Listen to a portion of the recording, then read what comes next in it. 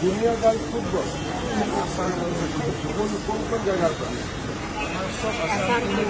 গোটেই অসমৰ পৰা ৰিজাল্ট কেনেকুৱা হ'ল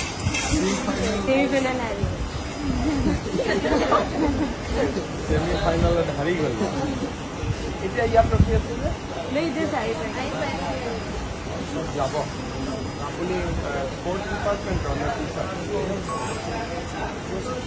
ক'ত Dispur Cachar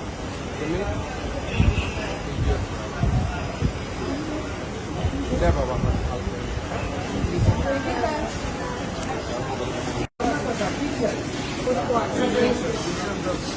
junior girls football কোন কোন জায়গাৰ পৰা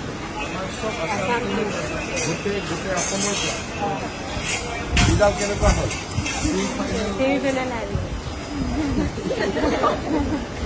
ছেমি ফাইনেলত হাৰি গ'ল এতিয়া ইয়াত ৰখি আছে যে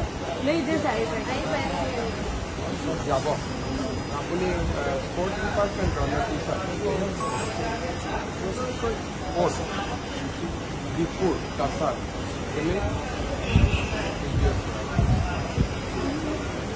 দে বাবা